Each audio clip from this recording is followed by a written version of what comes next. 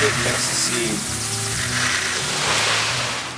Oats, which I just tend to use as a carrier.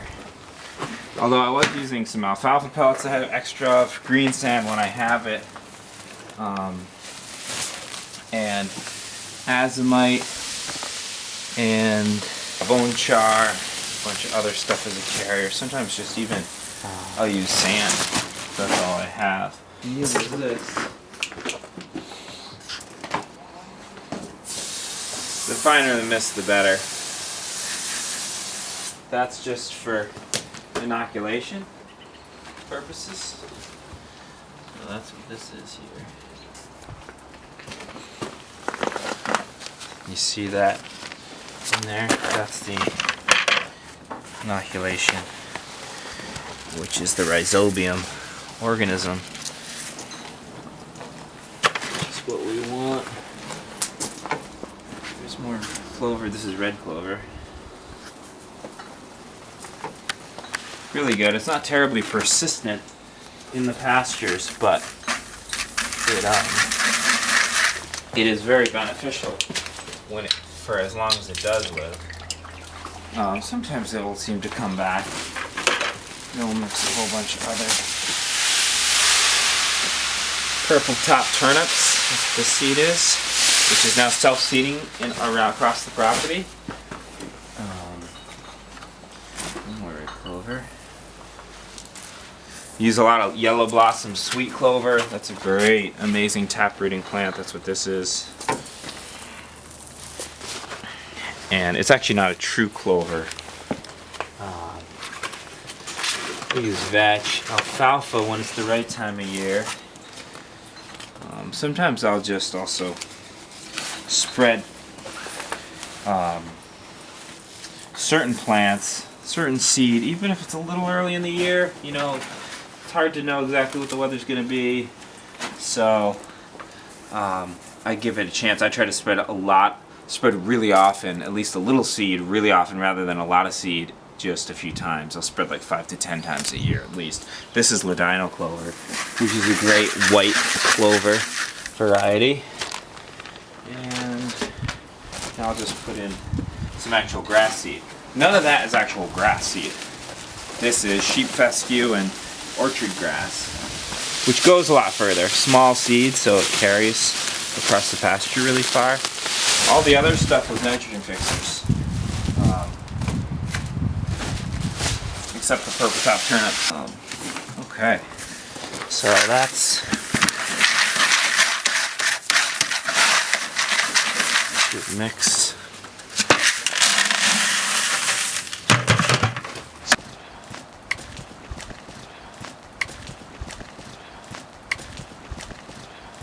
Come on, Kieran, Brojangles. Come on. Come on, Brojangles, let's go. Come on. Come on, let's go. Come on. And actually, it's really good to see what's up in the first burn zone. There's already a lot up. It's getting, you know, downright green in the first zone. We can go this way.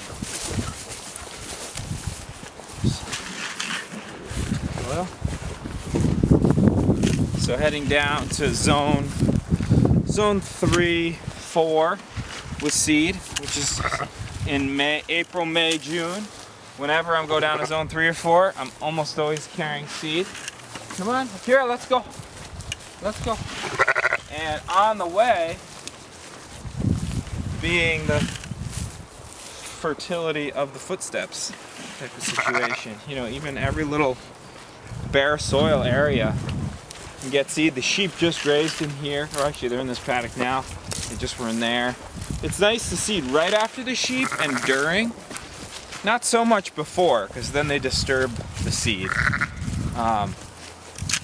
And so I'm a big fan of really seeding often in the early years. It's just the results of getting pasture renovated and soil, an ecology that builds soil quickly is so much faster by actively bringing the biology in. I know a lot of people who are all about, you know, always talk about how it's so great they don't ever spread any seed with their animals and the pasture still come back. But I mean, that's fantastic, but I think they come back a lot faster if you actually bring help it along by providing the organisms. Plus, if you don't seed, you don't get the nitrogen fixers. You don't get vetch coming up by itself usually. Sometimes you'll get clover, but you don't get the wide variety of clover. You don't get purple top turnips and daikon radish, that's for sure. You can see how green this stuff is. It was all seeded starting about 2 weeks ago. We've had perfect seed starting weather, so it's been amazing. Look in here. That's all clover and everything else that I'm seeding, taking really well. Look at that coming up. So we've had this kind of British Isle style misting, which is just ideal. We're also right now somewhat out of the zone of the ducks, which helps. The ducks do eat the seed, not all of it, but they will dig out any wet peas. They certainly dig out. So here's the first uppermost burn zone from the other day.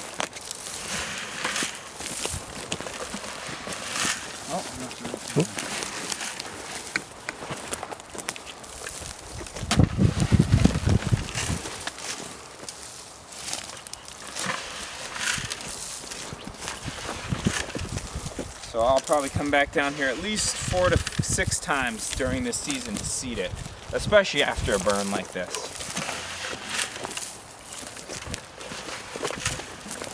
And I won't inoculate every time. That's the nice thing. If you get the rhizobium in, once or twice, then I found by digging up the nitrogen fixers, you can see the root fixing nodules, or the nitrogen fixing nodules on the roots. That I found what people say to be true, which is that you really only have to inoculate with the rhizobium once, and then that organism is in place.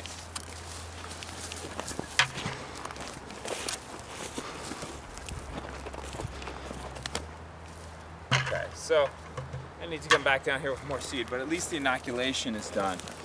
This stuff's gonna green up really well. The seed bed already created on the other side where it's burned is perfect. It's just light green now, coming up everywhere and getting ahead of the less optimal sedges and ferns, especially, and mosses that were here.